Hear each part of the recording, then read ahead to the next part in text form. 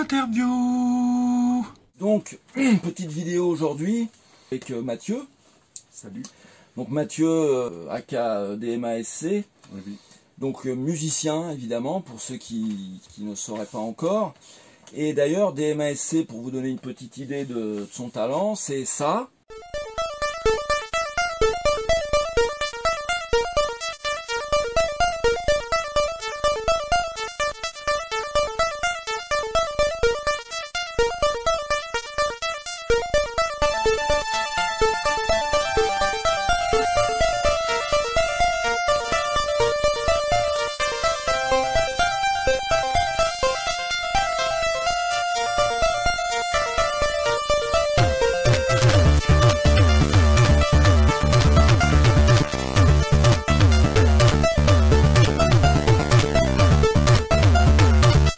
Mais c'est aussi ça.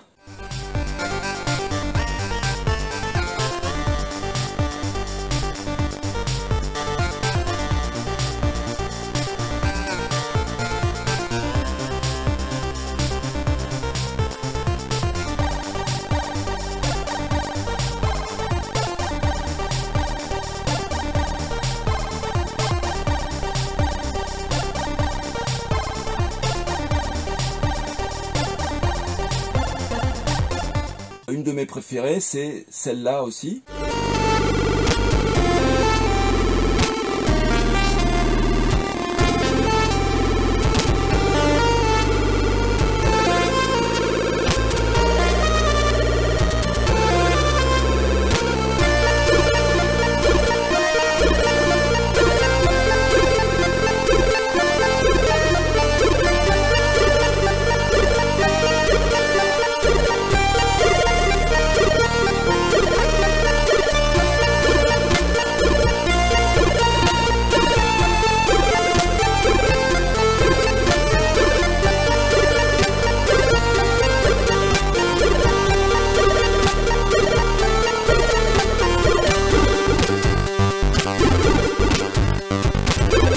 Sans oublier ça.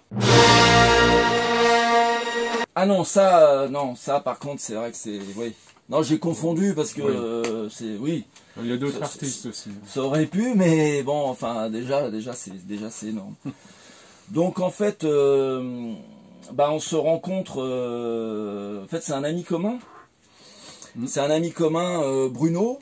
Bon, Brume, qui. Au moment où j'attaque l'adaptation d'Athanor 2 sur Atari, je lui parle de bon voilà des musiques évidemment, et il me dit qu'il connaît quelqu'un. Bon, il y avait Hervé qui avait travaillé avec moi déjà sur plusieurs jeux, bon qui était éventuellement tenté, mais bon c'est pas sa machine de cœur. Hervé, Tom et Jerry, c'est plutôt l'Amstrad vraiment. Et donc du coup on se rencontre. Le hasard fait qu'en plus on est voisins.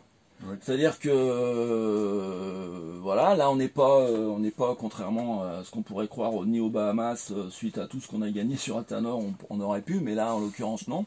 On est encore en Seine-et-Marne. Oui. Et Mathieu habite aussi. On est à 20-30 minutes l'un de l'autre. Ouais. Donc ça c'est quand même vachement pratique. Ouais, c'est cool. Donc je sais plus d'ailleurs, je suis passé te voir, tu es venu me voir et puis. Tu m'as fait écouter quelques morceaux. Je t'avais décrit un peu le jeu. Oui, c'était ça, ouais, au départ. Tu avais donné des descriptions. Il y avait quoi? Oui, des descriptions de ce que tu avais déjà fait sur Amstrad, de comment ça se projetait sur Atari. Et après, ouais, on était parti sur des descriptions des dieux. Enfin, c'est ce que je t'avais dit, quoi. Que moi, je travaille beaucoup en inspiration de contenu, quoi. Sur le contenu graphique ou gameplay ou tout ça. Donc là, bon, comme c'est une aventure, c'était surtout sur le contenu graphique. Et après, voilà, on a réfléchi, on a échangé sur comment est-ce qu'on va agencer le nombre de musiques, une musique pour quel événement, tout ça et tout. Donc, tu avais filé sûrement tous les dessins d'Angel. Ouais, c'était ça, ouais. Pour se mettre un peu dans les dessins d'Angel, et puis les graphes après de François aussi. Et puis, François qu'on salue, François Gulzer. Et non mais ça c'est une private joke entre nous, signé Jaffar donc. Oui donc. J'avais vu ce nom-là passer quelque part, j'avais pas compris. Ouais, Jaffar. Oui. Ouais, et puis donc avec François, on se charrie là-dessus. Ok. Oui, donc bah oui, donc t'avais les 3 univers principaux. Oui, c'était ça. Et donc du coup là, enfin, moi j'avais jamais travaillé sur un jeu d'aventure avant. Du coup, ça change donc ça c'était chouette. ça change de la compo pour des démos où là c'est forcément un truc rythmé, ou pour d'autres types de jeux où c'est plus arcade, quoi, donc où c'est plus rythmé aussi. Donc là au départ, si tu te rappelles, c'était compliqué quand même, hein. Je savais pas trop comment agencer un truc, dans quelle mesure quelque chose qui était beaucoup moins, comment dire, rempli, tu vois, en termes de composition musicale, tu vois, qu'un truc lieux, rythmé, parce qu'il y a la taille des lieux, des lieux sont très petits, donc il fallait effectivement adapter quand on est dans un lieu, en fonction du temps qu'on y passe. Est-ce que la musique doit être on va pas mettre une musique de 4 minutes si ce lieu-là on est censé y entrer, il y a un petit bout de dialogue, etc. Mais là, moi, ce que je disais, c'était surtout au niveau de la composition. Tu vois, quand tu fais un truc rythmé, t'as une mélodie, tu peux placer pas mal d'éléments dans la musique, malgré que ce soit que sur 3 voix, tu vois. Mais parce que c'est rythmé, donc du coup, tu agences plusieurs instruments sur une même voix ou tout ça. Alors que là, si tu as quelque chose de plus lent, enfin de plus... On va rentrer dans le détail après de tout ça, puisque, pour reprendre un peu la genèse de toi, d'où tu t'es mis à l'informatique déjà. C'est quoi tes premiers contacts avec la micro, c'est... moi, c'est l'Atari, hein, directement. Direct l'Atari. Ouais, parce que moi, c'était mon père, en fait, qui, lui, a eu plusieurs autres ordi avant. Enfin, non, il y a peut-être eu que l'Oric avant. Mais non, je crois qu'il y avait peut-être eu encore autre chose avant. Et en tout cas, à un moment... Oui, je t'ai déjà entendu parler du fait que ton père a ramené un Atari à la maison. C'est ça, par rapport au fait que... Regarde pas mes questions, le gars anticipe. Non, c'est ta feuille, elle est un peu en... Je sais pas où tu veux la mettre, en fait. oui, non, c'est vrai, mais ça, t'es pas obligé de... Parce que là, on est à... Oui, non. C'est vrai, mais ça va être monté après. Oui, c'est coupé, tout ça. Oui.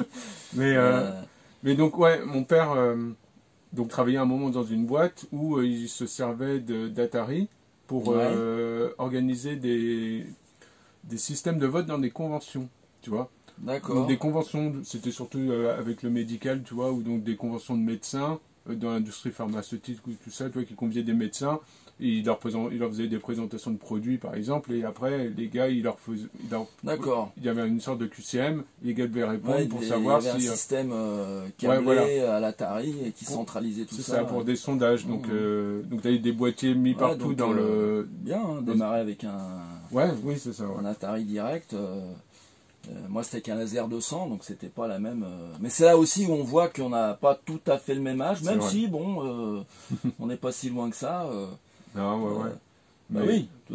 43, moi j'ai 35. Oui, c'est ça. En hexa, hein, évidemment. Donc, pour ceux qui... Pas mal. Donc d'accord, donc l'Atari, et donc... mais la musique directement ou... Non, voilà, là tu jouais... oui, de toute façon, à cet âge... Dungeon Master... À cette époque-là... Oh non, j'étais plus jeu d'arcade vite fait, quoi, on va dire. Ah ouais? Ouais. Et c'était vite les jeux de voiture, moi. Mais j'étais toujours voiture quand j'étais petit. Ça, c'est un des premiers jeux auxquels j'ai joué, par exemple. Très bon sur Atari. Hein. Et il y avait Major Motion aussi, tu te rappelles? Ah ouais, Major Motion était... ça, c'est un des tout premiers jeux avec Just. Oui. Juste, Major Motion, aussi, ça a été à fond. c'était des... Je sais que c'est parmi les... Bruno pourrait nous corriger, Force Motion sur Atari. Possiblement. Dans ma tête, pour moi, c'est un des... Major Motion et Just, c'est parmi les tout premiers. Oui. Mais, donc Major Motion, oui, très bon aussi. Ouais, c'est ça. Et qu'est-ce que je veux dire? Oui, mais donc à cet âge-là, j'étais quoi? On était avant mes 10 ans, quoi, tu vois, un truc comme ça. Donc c'était jeune. Donc après, pour la musique, si tu veux qu'on en parle là. Oui, ce qui t'a... qu'est-ce qui t'a fait basculer dans la musique? Oui, c'est peut-être beaucoup plus tard au final. En fait, là, on était... Je sais plus à quel moment c'était, si c'était 92 ou 93, mais il y a eu ST Mag, donc qu'on achetait tous les mois. Il y en a, là vous voyez pas, mais des ST Mag, hein, tu peux témoigner, il y en a plein là, il y en a là, il y en a. Il y a beaucoup de choses autour de nous là. ils vont pas nous tomber dessus, ça va. Non, j'ai sécurisé la zone avant, mais c'est vrai que, ST Mac, donc oui, excellent. Ouais, et donc ça venait avec 1 ou 2 disquettes tous les mois. Et donc du coup, à un moment, sur une des disquettes, il y avait ProTracker. Donc le soft de musique qui à la base était sur Amiga. Sur Amiga, on n'est pas sectaire, hein, Atari, mais Amiga, hein, bon, après. Et donc ce soft-là, donc, moi j'essaye le logiciel et tout, et puis ça m'a fasciné, tu sais, de voir la musique qui défile. Ouais.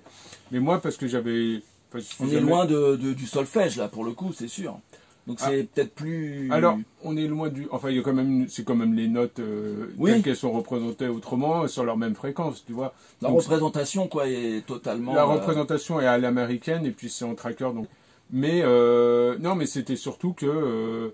oui, j'avais aucune idée d'un principe de séquençage de musique, tu vois, à l'époque. Tu vois, j'avais pas trop ce... Enfin, je connaissais pas toutes ces notions-là. Et d'avoir vu ça, ça m'a fasciné, et d'avoir vu que...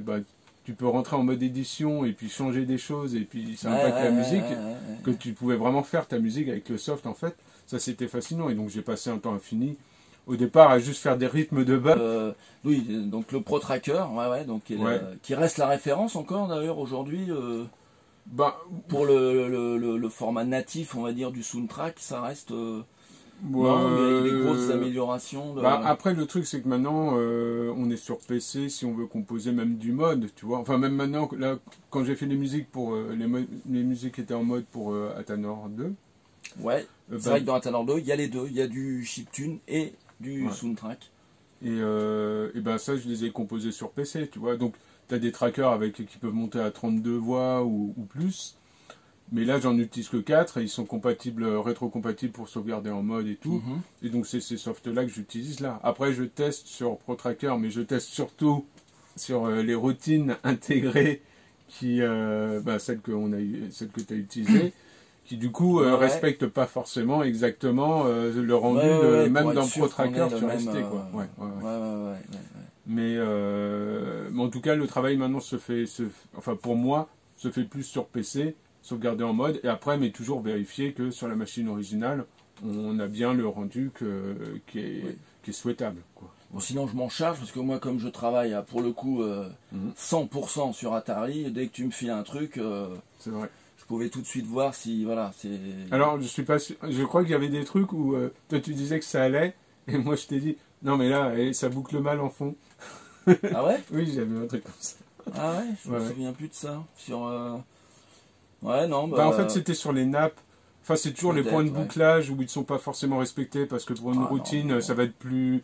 Enfin, il va allouer un sample beaucoup plus court que sur une autre ou tout ça. Donc, donc c'était ça. Mais bon, au final, on a réussi à adapter les choses et puis...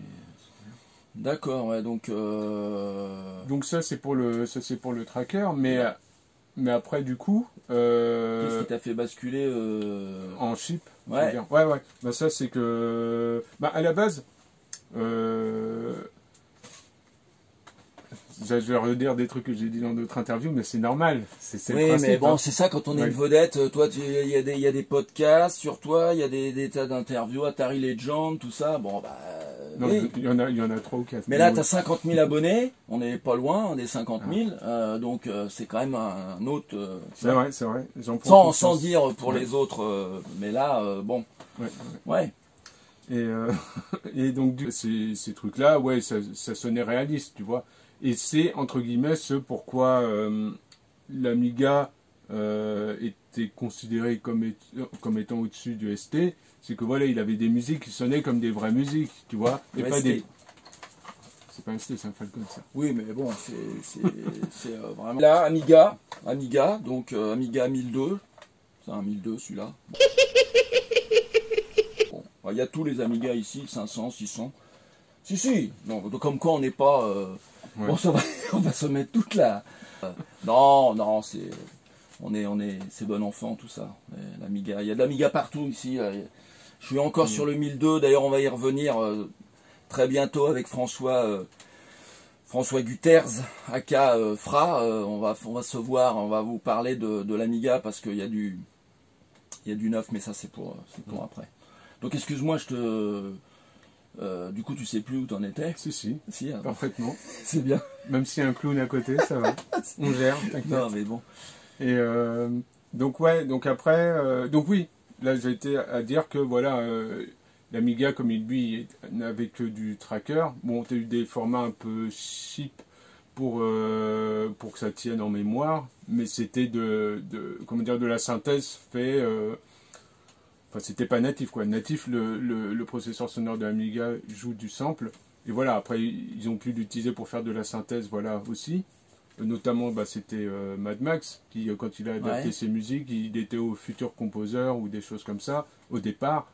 Et du coup, c'était des musiques qui prenaient aussi peu de place que sur ST. Donc c'est pour ça que du coup, c'était facilement gérable, intégrable dans les jeux, sans prendre beaucoup trop de place, parce qu'on sait que le tracker, ça prend de la place. C'est ça qui d'ailleurs a fait qu'il y a effectivement moins de musique sur la version Amiga Datanor que sur ST, puisque bah oui, en mémoire, ça a été un sacré chantier. François nous en parlera peut-être, mais ouais, ça a été compliqué ça. Mais donc du coup, moi je trouvais ça formidable, quoi, des musiques qui sonnent réalistes et tout. Et à la base, le sound chip, quoi, le chiptune, j'accrochais pas à la base. Ouais. À la base, ouais, non, c'était pas. Alors il y avait. Bon ben voilà, interview terminée, voilà. Merci. Alors il y avait des jeux auxquels je jouais et je trouvais les musiques sympas, genre Wings of Death, les musiques étaient forcément appréciables, si tu vois. Oui. Et mais moi je trouvais ça, enfin c'est dommage. Et puis tu vois, il y avait le STE qui était sorti. Donc là, mon père aussi. Belle machine. Ouais, mon père avait changé l'Atari qui était à la maison. Comme au boulot, il renouvelait les machines aussi. Ben, à un moment, il y a eu un STE à la maison plus qu'un ST, quoi. Et donc voilà, je me disais, ouais, avec le STE, il va y avoir des jeux. C'était la promesse du STE, hein. Il va y avoir des jeux avec du soundtrack partout qui vont rivaliser l'Amiga. Au final, bon, il n'y a pas eu grand chose parce qu'ils voulaient quand même pouvoir vendre à tout le panel de gens qui avaient des ST. Donc non, il n'y a pas eu des jeux spécifiques. Et voilà, donc ça, mais c'était ma vision, c'était juste pour donner ma vision des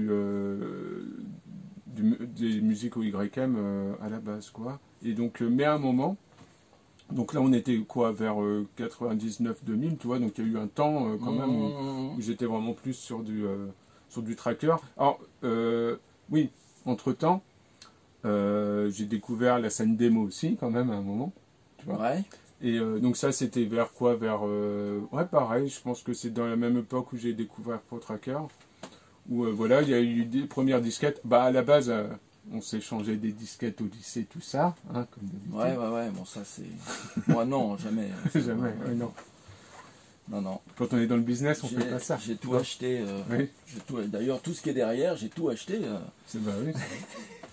Non mais, ouais, bah oui. Donc, mais bon, les disquettes que tu échangeais à la base quand tu avais un Atari et que c'était pour jouer, bah, c'était des disquettes de jeu au lycée, mais jamais tu allais mettre la main sur des démos, tu vois, dans ce contexte-là, tu vois. C'était pas ça ce qui se changeait.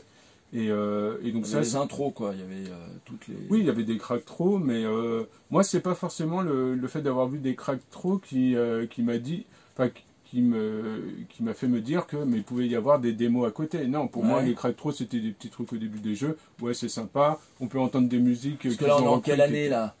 Parce qu'il y avait déjà quand même toutes les méga démos d'Atari existaient déjà. Bien sûr, oui, tout ça, oui, mais ça, c'est pas... T'avais pas vu ça? Non, non. Bah, je te dis, hein, si toi, t'as un Atari et que t'échanges juste des disquettes avec tes potes au collège ou tout ça... Ouais, pas ça, mais je le faisais, mais quand même, tout... Ouais, bon...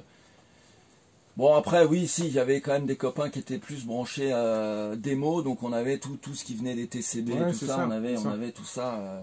Mais je pense que les démos s'échangeaient à partir du moment où tu avais des personnes à l'école où tu étais qui codaient un peu, tu vois, et qui du coup se mettaient là-dedans, ils pouvaient eux diffuser, voilà, montrer que c'était intéressant. Mais moi après c'était en fait c'est toujours via STMag, hein, parce qu'ils ont une rubrique démo. Ouais. Mais oui, en fait, maintenant que je m'en rappelle, c'est via STMag où j'ai vu des démos en screenshot. Ouais, bah après, ouais, pas au début, je pense, mais... Oula, mince. Mais ça, c'est pas... Non, ça... Ah si, tiens, démo, voilà, regarde. Ouais, bah oui, L'OSS, capitale de l'Europe, donc ouais.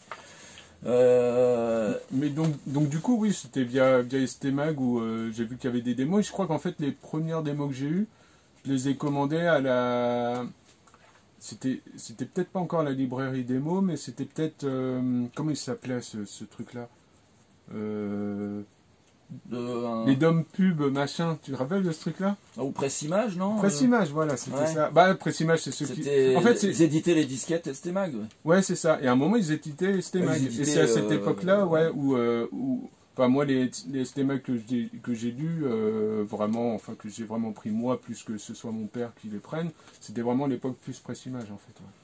D'accord, et donc là, ça y est, et donc là, ouais, je vois des démos en screenshot, donc je commande des disquettes, je vois des trucs, c'était quoi? Bah, tu vois, une des premières démos que j'ai vues qui m'a marqué, c'était la Flippo démo, tu vois. Et là, on n'est pas au début, hein. On n'est pas au début. On est déjà, je sais pas, 92, 93, un truc comme ça, quoi. Mais, donc du coup, il y a eu ça.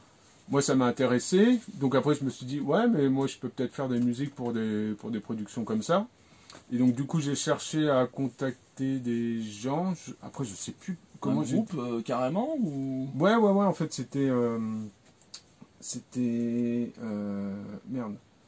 Je me rappelle plus le nom à l'origine. Parce qu'au final, donc, tu as fait beaucoup plus de musique pour les démos que pour les jeux. Puisque, bon, je sais non, mais en fait... Bon, à l'époque, tu n'avais encore rien fait, mais... À la base, j'ai fait... Je ne faisais des musiques que pour des démos, oui. Ouais, des jeux, voilà. Les jeux, c'est venu quand il y avait des démo makers qui ont recommencé à faire des jeux, tu vois. Parce que t'en as fait quelques jeux, ouais. T'en as même fait un que t'as fait tout seul, je crois. Un petit jeu là. Oui. Un petit jeu. Oui, bah ça c'était quoi? Il y a, ouais, je sais plus en quelle année on est. Bah peut-être, ouais, il y a plus de 10 ans en tout cas. Mais c'était s'il y a un lien ou un truc, je mettrai un lien. Oui, bah c'était un clone de Magical Drop. Parce que ça, c'est un jeu d'arcade que j'adore. Moi, j'adore les jeux de puzzle un peu speed comme ça. Ouais. Bah, d'ailleurs, Toggle. Enfin, non, c'est un. Enfin, si, c'est un puzzle game aussi qui vient de sortir là. Oui, ça, c'est ça par les amis de Dune. Ouais. Et où. Bah, ce jeu-là, pareil, hein, c'est un projet qui date d'hyper longtemps. Et là, c'est cool. Ils ont décidé de le finaliser et puis de sortir. C'est un plaisir pour tout le monde, quoi, qu'ils aient été jusque-là, de le sortir en boîte et tout aussi, ouais, ça c'est cool. Et donc, au niveau de... Ouais. Et donc, ouais, moi je vois ces démos-là, en contact avec avec une équipe donc qui fait des démos, voilà, des gars qui étaient autour de Paris, enfin même un peu partout en France, quoi. Mais il y avait surtout un des gars avec qui je suis rentré en contact, voilà, il faisait des trucs en GFA surtout. Ouais. C'était comme ça. Et ils avaient des projets de démos, de jeux et tout. Donc c'était...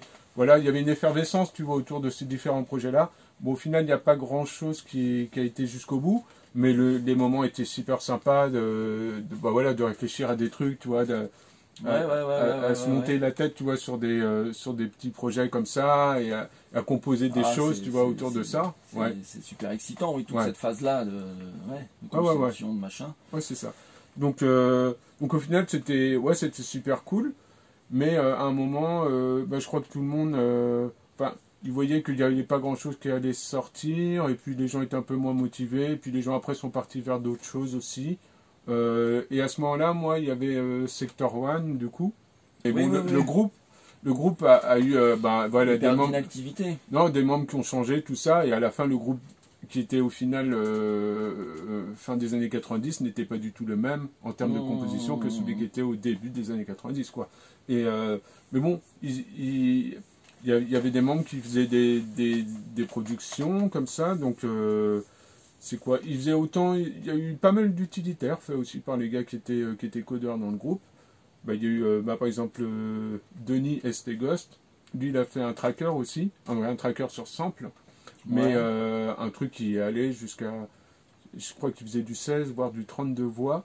Et genre, même sur STE, tu pouvais ouvrir des morceaux. Alors après, la qualité était hyper basse pour pouvoir gérer 16 voix. Mais c'était une prouesse à ce niveau-là, quoi, son travail sur ce tracker-là. Et voilà, donc il y a eu différents utilitaires. Après, il faisait aussi des démos à côté. Ça, moi, je m'en suis rendu compte en intégrant des routines à la fois de Soundchip ou de Tracker, c'est qu'il y a un nombre incalculable de routines, ce qui fait qu'il n'y a aucun... c'est super chaud de trouver un standard, un truc... qui gère un peu tout, et qui est capable c'est en gros, il y avait à un moment donné, c'était des modes avec le player qui va bien, parce que sinon le player d'à côté jouait pas comme il faut, etc.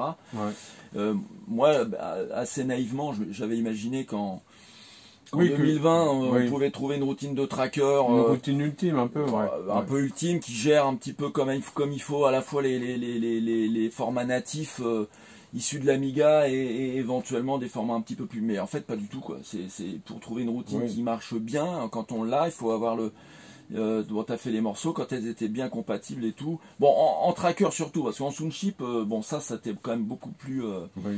Le boulot qu'a fait Gwem. C'est énorme, ce qui fait que là, pour le coup, c'est super bien passé. Mais voilà.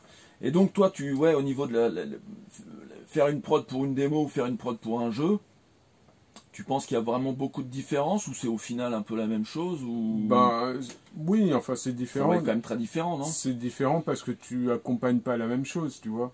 Tu accompagnes pas quelqu'un... L'univers, Oui, tu accompagnes pas quelqu'un qui joue à un jeu, donc il doit rentrer dans le jeu, tu vois, que quelqu'un qui regarde une démo, où là c'est plus une œuvre, tu vois.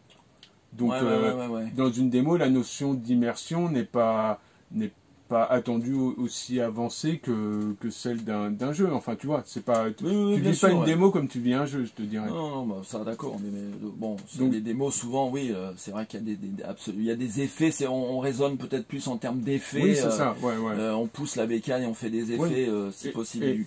Et donc dans des démos, tu vas avoir des notions de synchronisation entre la musique et les événements qu'il y a à l'écran, quoi, tu vois. Ou dans un jeu, bon, on pourrait le faire, mais bon, là, ça va demander un travail conséquent. Et c'est pas forcément, en tout cas pour un jeu d'aventure, c'est pas trop le concept non plus, quoi. Quoi qu'il y a des démos, là, on voit sur des nouvelles démos où on sent qu'il y a une envie justement de mettre le mec qui regarde dans un univers. Il y a vraiment des démos qui vont vraiment au-delà de juste essayer de mettre plus d'effets que le voisin, etc. Il y a une vraie démarche artistique. J'ai vu des trucs quand même vraiment. Oui, mais ça, t'en avais déjà depuis pas mal de temps. Sur Amiga, t'avais des démos comme la Odyssey, par exemple, tu vois, qui était dans un univers SF et tout ça. Donc, oui, des démos à thème, oui. Et puis des démos qui racontent des histoires aussi. T'as eu, sur ST, tu as eu des productions de Paranoia qui, eux, avaient quand même une structure avec, très romancée, on va dire, quoi. Donc les effets servaient l'histoire, en fait, qui racontaient.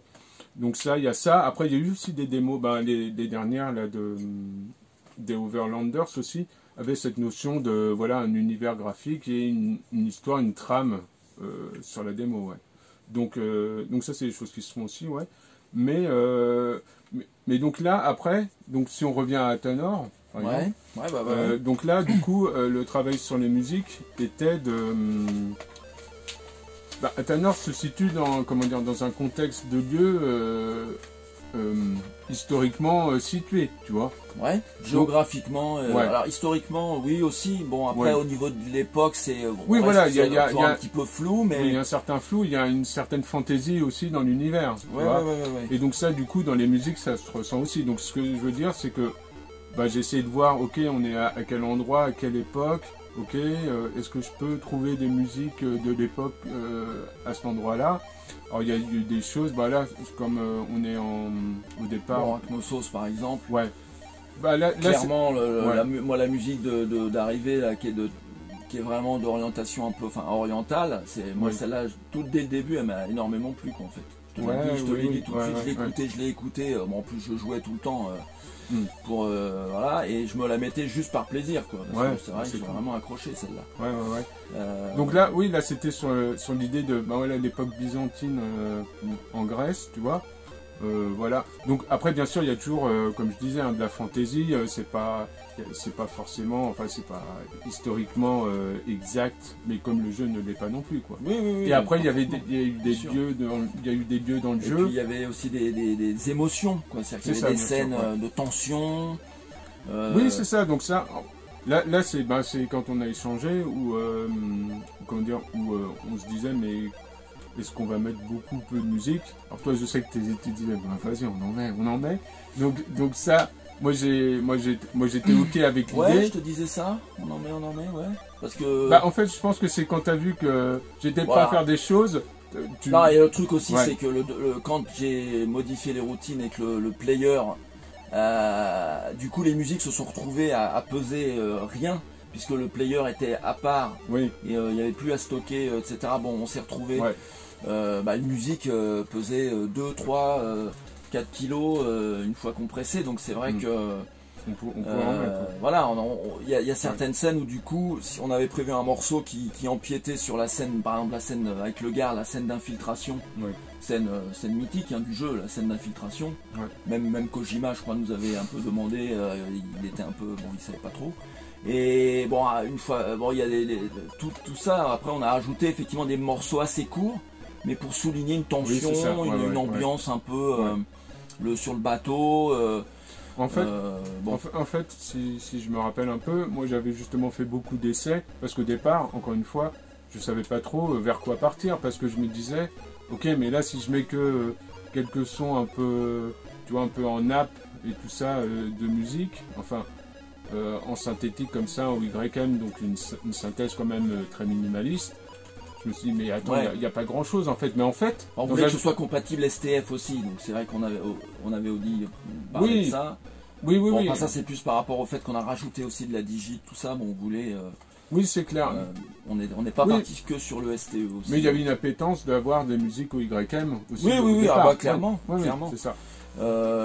Mais donc, moi, je t'avais dit, je voulais aussi qu'on puisse mettre aussi un peu de soundtrack parce que bon, c'est quelque chose de complètement maintenant. Totalement commun et voilà sur Atari. Donc on en a mis 2.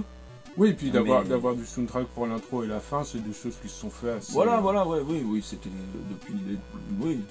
Chez Microïd, ils faisaient ça pas mal déjà. Donc, ça remonte. Je me souviens pas de certains, mais oui, voilà. Mais donc du coup, là, donc après c'était dans le jeu. Après, oui, c'est ça. Il y a eu. En fait, c'est à partir du moment où voilà des morceaux des morceaux qui étaient composés ont été intégrés dans le jeu. On a vu que ça collait et donc voilà, l'orientation prise était pertinente quoi. Mais avant ça, en jouant juste les morceaux, je me disais est-ce que ça va plaire ou tout ça. Mais c'est un tout en fait. Hein. Non mais c'est vrai que c'est en intégrant et en jouant et en se déplaçant, en voyant si effectivement ça rajoute une dimension supplémentaire aux images de Angel, François, Vincent, voilà, si ça est là, c'est vrai que ça a bien fonctionné. Donc après ça c'était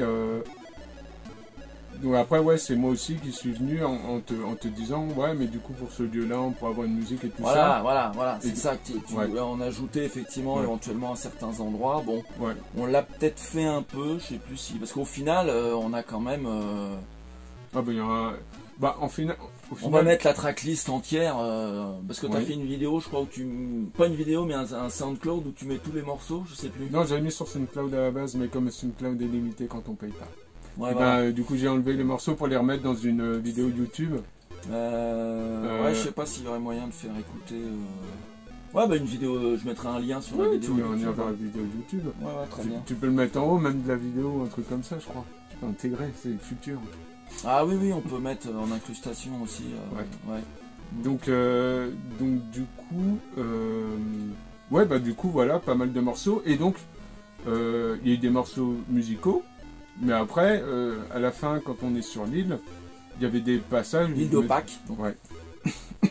Où je me disais, est-ce que là, on pourrait pas être plus dans une recherche d'ambiance vraiment type son naturel.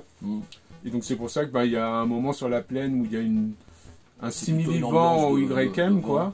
Et sur la plage, des bruits de vagues un peu... en utilisant juste le bruit du YM, ça marche bien. C'était comme c'était fait dans Outrun, à la fin.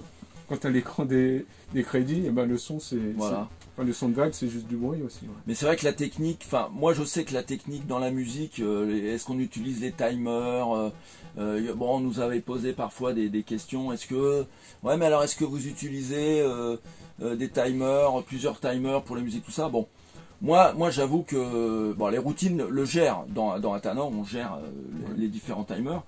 Mais moi, c'est pas la question numéro 1 que je me pose. En fait, quand Mathieu me livrait, entre guillemets, des musiques, moi, la seule question que je me posais, c'est de savoir est-ce que ça me procure de l'émotion ou pas, quoi. Que tu utilises des timers ou pas. Et là, à la base, j'étais parti sur des choses sans aucun timer, même. Oui, c'est vrai. Mais au final, comme il y avait eu l'histoire du volume où il fallait... c'est toujours la même histoire, ça. Le volume des sons au DMA par rapport au YM, il faut vraiment baisser beaucoup le YM pour que ça arrive à un niveau... Très technique, là. Et donc du coup, il y avait des sons que je pouvais pas utiliser parce que le buzzer est un volume fixe. Voilà. Et donc si tu veux baisser, tu peux pas l'utiliser. Donc là, on a décidé d'intégrer. Donc là, il y avait eu un peu de timer pour avoir de l'effet type seed entre guillemets. Et donc voilà, donc c'était ça sur la composition. C'était ça, une recherche au départ. Et puis après, une fois que, en fait, c'était ça. Une fois que les premiers morceaux, on a vu que ça marchait. Et après, voilà, pour partir sur le reste, c'était plus zen parce que je savais vers quoi je pouvais m'orienter pour un jeu d'aventure, quoi. Maintenant, c'est ça. Donc pour les prochains, voilà, ce sera plus simple. Oui, maintenant, j'ai pas dit l'expression. T'as un canevas de possibilités de musique. Le prochain va t'emmener dans des univers quand même fondamentalement différents. Ouais, oui. Bon, on va pas faire une vidéo sur le prochain jeu maintenant, mais... Ah bon? Je crois que c'était... Merde, je suis pas venu pour ça non plus. Tu vas revenir pour ça aussi, mais sachant que le prochain, ce sera pas Athanor 3, hein, Athanor étant une trilogie, ceux qui suivent un peu le truc le savent. Le prochain sera complètement autre chose, hein, on va faire un polar un peu SF. On en reparlera en détail. Mais Mathieu va s'occuper des musiques. Tu connais déjà un peu les lieux, on en a un petit peu parlé. Oui, les ambiances, ça t'inspire un petit peu, thématique un peu générale, oui, bien sûr, ouais, carrément. Le gars est bon. Ouais, donc. Parce que je réponds. Non, mais parce que bon, non, je rigole. Donc moi au départ. J'écoutais de la musique, mais comme on en écoutait au collège, quoi. Donc c'était de la dance, et puis après, j'ai une période R&B bien, mais ça, je regrette pas. Hein. La R&B, c'est toujours, ça me plaît toujours bien. Et de l'époque. Et donc, mais par contre, autrement, avant, quand je me suis mis à faire de la musique, par exemple sur ProTracker, j'avais pas eu une appétence à différents types de musique vraiment large, quoi, tu vois. Donc c'est ça. Mais après, ce qui m'a plu, c'était des musiques dans les démos aussi. Et puis les musiques en tracker. J'ai récupéré un paquet de modes de l'Amiga, tu vois. Et donc du coup, le mode, comme avait des instruments en sample, tu as eu beaucoup de styles réels qui se sont retrouvés transposés en mode, tu vois. Okay. Donc c'est ça qui a étoffé au départ ma culture musicale, on va dire. Mais après, c'était, quand il a commencé à avoir Internet et les MP3, c'est là où j'ai pu encore étoffer la culture musicale, mais avec des musiques hors contexte informatique, quoi, tu vois.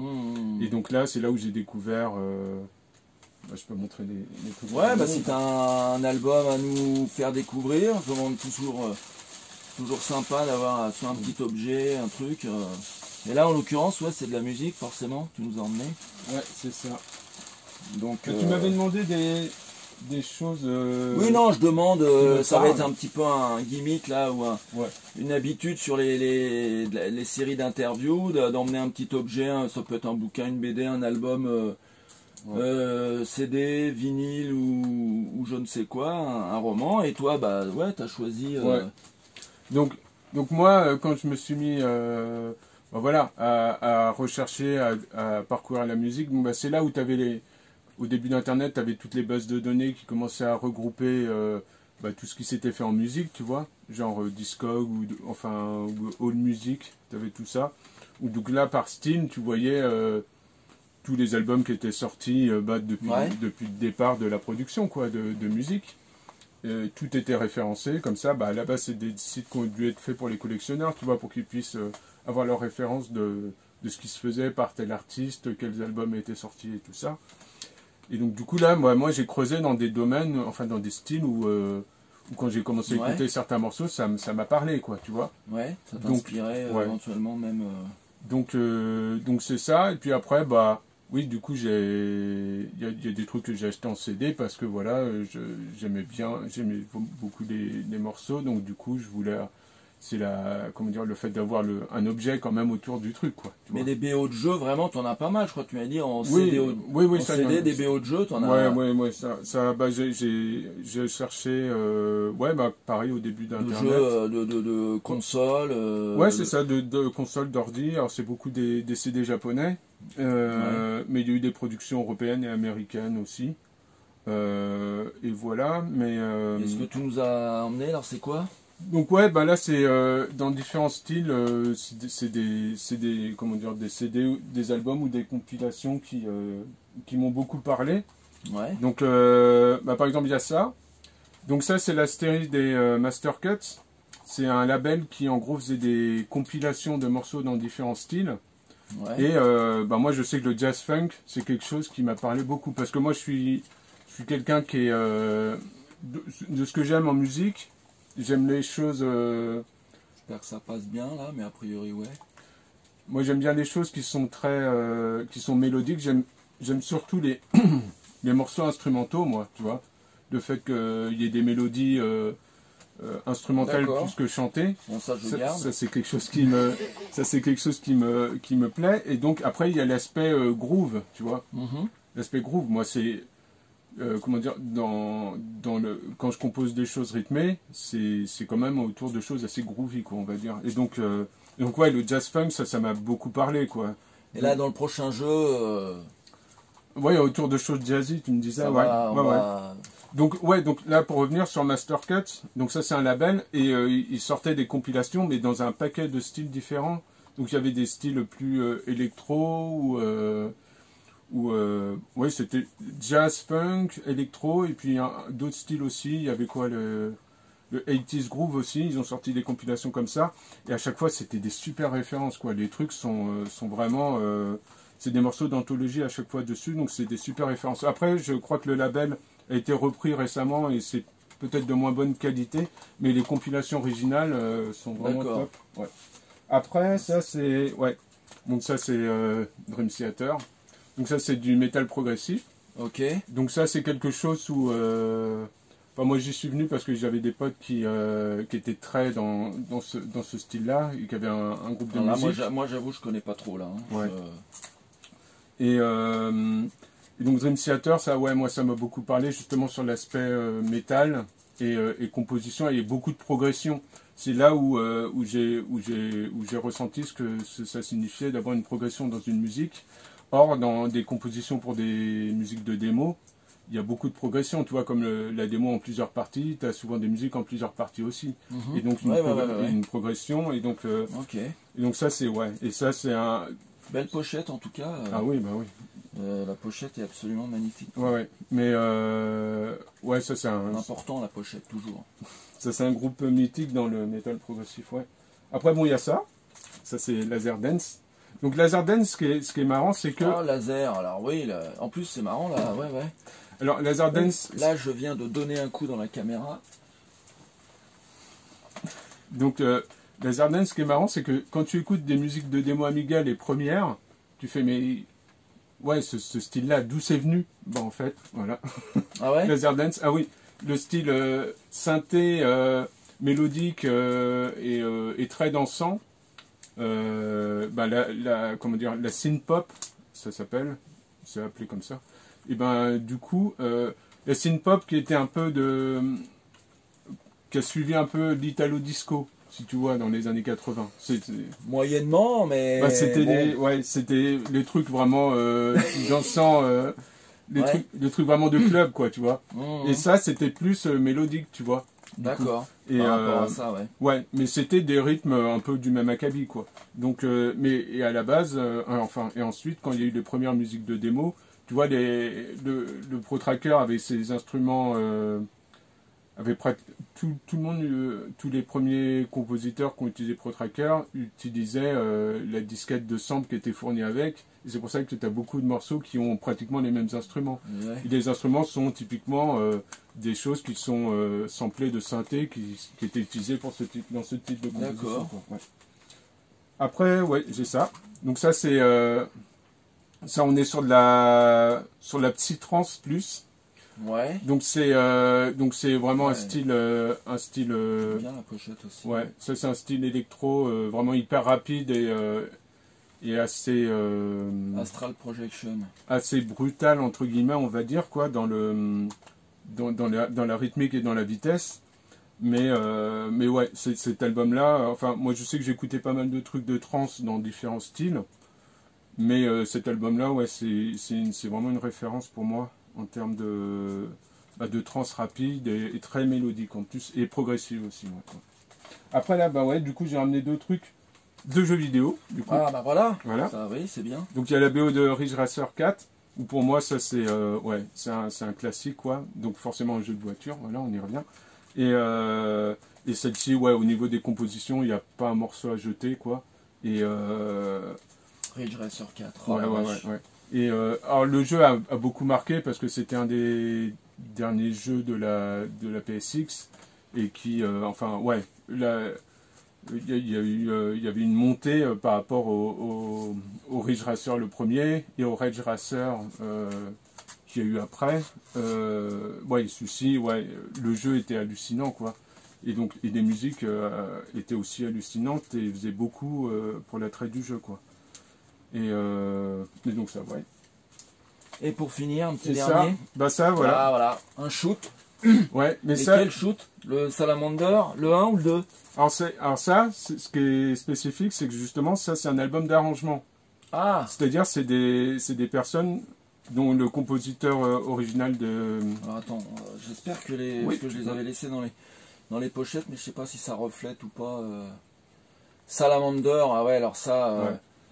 C'est un... Et donc ça, le truc c'est que donc au Japon, tu as eu les BO de jeux qui sont sortis en CD. C'était même sorti en cassette et vinyle au départ, hein, pour te dire. Oui. Ouais, bah c'était comme des BO de films en fait là-bas. D'accord, à l'époque où Salamander 1 est sorti, puis Salamander 2. Enfin, où tous les autres jeux. Tous les autres japonais, jeux, mais notamment, oui, les Salamander, le premier, oui, je pense qu'il y a eu des éditions même en vinyle, en tout cas, peut-être sur les compilations de Konami à l'époque. Mais en tout cas, ça, donc, ce sont des albums d'arrangement. Donc, c'est des musiciens qui rejouent les musiques du jeu et elles sont réarrangées pour voilà, des compositions studio, quoi, tu vois. Voilà, pour un orchestre peut-être de. Bah là, non, là, ce sont ces musiciens-là qui sont à l'œuvre. À l'origine des musiques. Alors, je sais plus lequel des gars a composé les musiques, peut-être de Salamander 2. Ouais. Mais en tout cas. Après, là, donc, ce sont des compositions, mais dans un style fusion. C'est pour ça que ça s'appelle profusion. Et donc, voilà, donc la fusion, c'est quoi? On est un peu dans l'héritage du jazz funk, mais avec des instruments, il n'y a pas trop d'instruments avant. Et c'est plus années 90 que la fusion de ce style-là est arrivée. Donc voilà, donc c'est des choses très, très groovy toujours, et très mélodiques. Et en plus, les musiciens sont excellents. Donc voilà, ça fait un album qui... on est pour moi au même niveau que des musiciens de fusion très connus aux US, quoi, par exemple. D'accord. Donc c'est ça. Et donc ouais, d'avoir... voilà, qu'au Japon, il y ait des albums qui sortent d'arrangements comme ça. Au départ, c'était un peu hallucinant pour moi de voir ça. Et alors maintenant, il y a beaucoup de personnes sur YouTube qui font des arrangements de musique de jeux vidéo et qui ont des super niveaux et tout ça. Mais au départ, ouais, il n'y avait que ce type de production-là qu'on pouvait trouver. Et donc, c'était vraiment les boîtes de jeux, tu vois. Là, c'est Konami qui éditait les CD. C'est génial, ça. Il y avait tout un merchandising autour et qui était de qualité, quoi. Et ça sortait, c'est sorti juste après ou longtemps après les jeux, en fait? Ben, ça, c'est de 96. Donc, par rapport à Salamander 1, on est loin. Par rapport à Salamander 2, on est un peu moins loin quand même. D'accord, donc... mais en gros, Konami, enfin, et les autres éditeurs de jeux savaient qu'ils avaient un panel de musique comme ça et que ça intéresserait des personnes au Japon s'ils sortaient des albums d'arrangement dessus, quoi. Parce qu'en termes de fans et tout ça, il y avait des personnes, quoi. Donc, et donc ça, ouais, après, moi j'avais un moment, donc ouais, d'importer des CD comme ça m'a bien plu. Ouais, t'en as pas mal, tu me disais. Puis ils doivent être totalement épuisés, j'imagine, et ça doit être complètement... Oui, maintenant c'est plus compliqué à trouver pour certains enfants. Ok, merci en tout cas, c'était des découvertes sympas. Ouais. Non, il n'y a plus rien là. Ouais, globalement, on a fait un peu... Bon, il y aurait de quoi en dire encore, évidemment. En dire beaucoup plus, hein, bien sûr. Mais je ne sais pas s'il y a quelque chose que tu voulais qu'on ajoute, que toi tu voulais ajouter ou qu'on aborde, non? Que ça m'a fait très plaisir de travailler avec toi. Et ça me fera très plaisir encore une fois. Voilà, ça pas trop quand même, non, pas trop. Mais non, mais ça fait, moi c'est pareil, avec c'était juste pendant la prod du jeu, quand on se rencontrait pour... oui, c'est vrai que ça c'était cool. Où tu me filais les morceaux, où tu me les faisais écouter un peu à l'avance, et quand je les récupérais, que je les compilais, je les compressais, je les intégrais, c'était vraiment... Donc on a hâte d'y retourner. Ouais, oui, ça va être sympa encore. On a hâte d'y retourner, mais on est pas loin là, on va y aller, on va vous tenir au courant de tout ça. Ouais. Voilà, merci à toi de... on passe la journée ensemble, hein, voilà, il fait super beau en plus là, c'est chouette. Donc merci à vous tous d'avoir été jusqu'au bout de la vidéo. On se dit à très vite, parce que là pour le coup il va y avoir une série là de 3 ou 4 vidéos d'affilée. Voilà. À très bientôt. Salut. Salut.